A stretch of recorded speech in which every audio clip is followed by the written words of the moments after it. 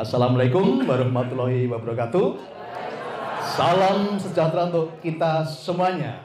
Om Swastiastu, Namo Buddhaya, salam kebajikan dan semua makhluk yang ada di bumi berbahagia. Salam sehat berkelimpahan, sugih bareng, happy bareng, Nusantara Jaya.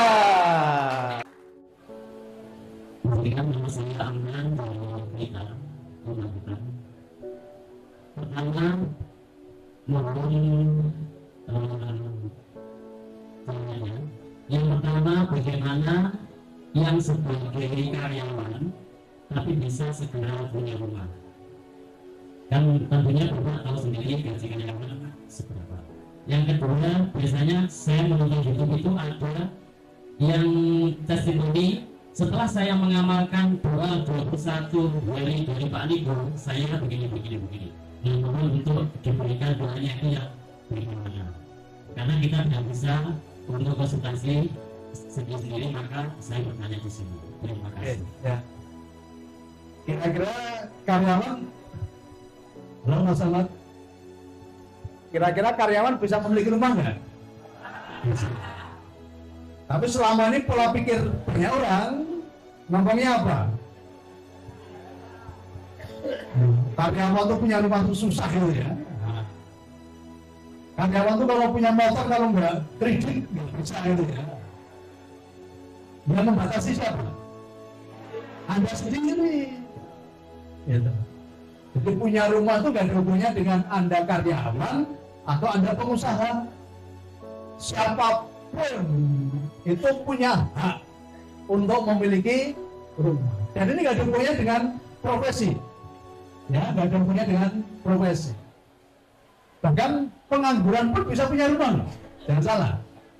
Nah, ketika dia sudah masukkan dalam pikirannya, aku punya rumah, aku pengen rumah.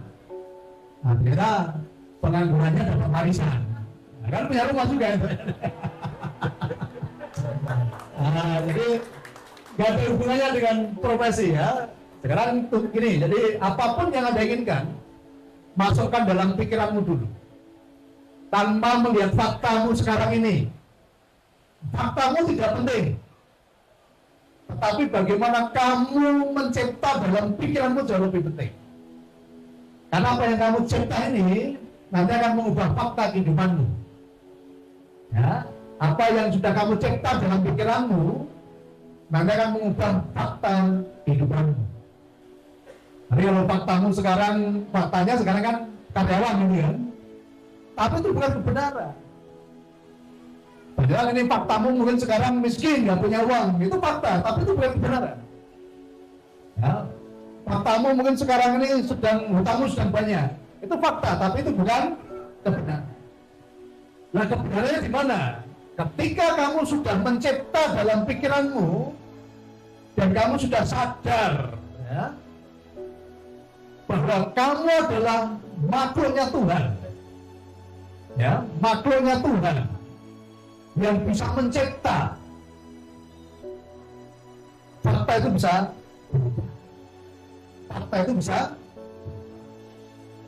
Jadi fakta itu bukan kebenaran. Tapi kebenaran itu di mana? Kebenaran ketika kamu sudah sadar siapa dirimu yang sebenarnya. Nah, seringkali manusia itu tidak sadar siapa diri kita sebenarnya.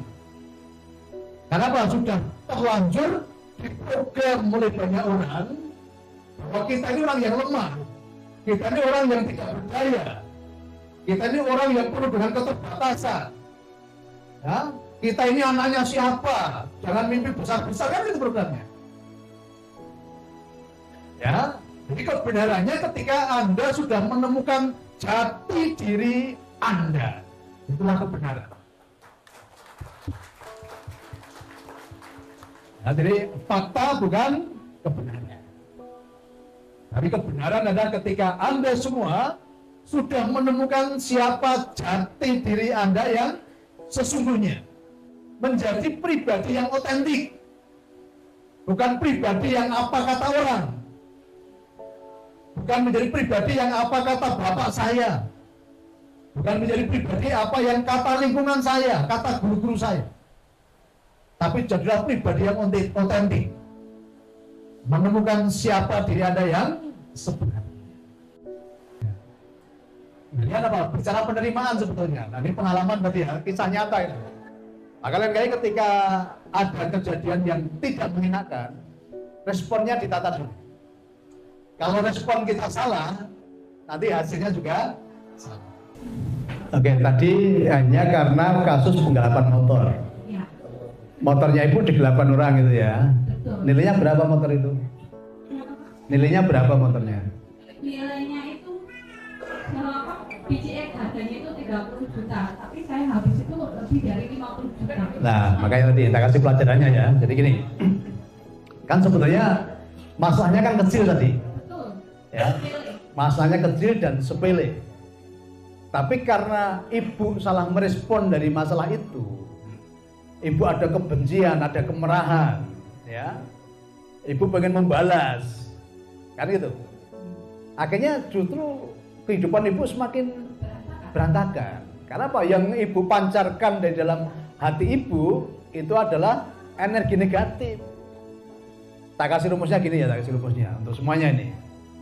Ketika kita sedang ada masalah dan kita tidak bisa mengendalikan pikiran dan perasaan kita, apa yang terjadi dalam hati kita? Ada kemarahan, ada kebencian, ada sakit hati, ada kepahitan, dan antek-anteknya gitu ya.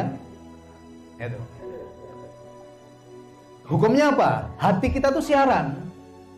Hati kita tuh siaran. Ketika dalam hati ibu tadi ada kemarahan, ada kebencian, ada sakit hati, ada kepahitan dan antek-anteknya, itu disiarkan, dipancarkan ke semesta itu. Kayak radio itu loh, seperti radio. Sama ketika tadi hatinya ibu penuh kemarahan, kebencian, sakit hati, kepahitan dan aneh-anehnya yang terpancar ke semesta itu. Dan itu kembali lagi ke tempat ibu gitu loh. Maka tadi kalau peribahasanya itu ibu itu apa? Peribahasanya sudah jatuh ketimpa tangga. Siapa yang undang tangga berikutnya? Anda sendiri. Coba kalau tadi ibu kejadian itu ngomongnya gini, terima kasih Tuhan, motorku bermanfaat bagi orang itu.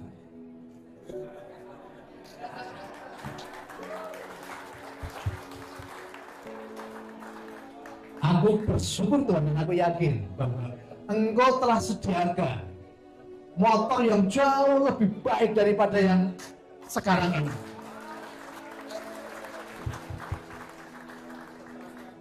Kan nyaman. Tadi ketika ibu, Tuhan terima kasih, motorku bermanfaat bagi orang itu.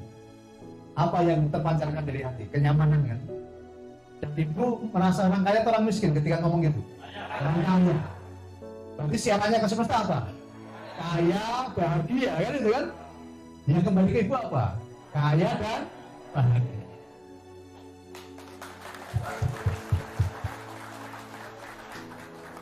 Ya, maka mulai sekarang ya, yang kemarin dilupakan, ya. Jadi respon itu penting tadi, respon itu penting. Nah itu yang sama tadi bukan melekat dengan motor fisik tadi, akhirnya ibu melaporkan viral dan lain-lain kan itu kan, energinya habis terproses itu. Kan ibu melekat dengan fisik tadi. Nah, pada pelajarannya apa? Ketika ibu melepas itu, sesuatu yang baru, sesuatu yang baik Tuhan telah sediakan segala.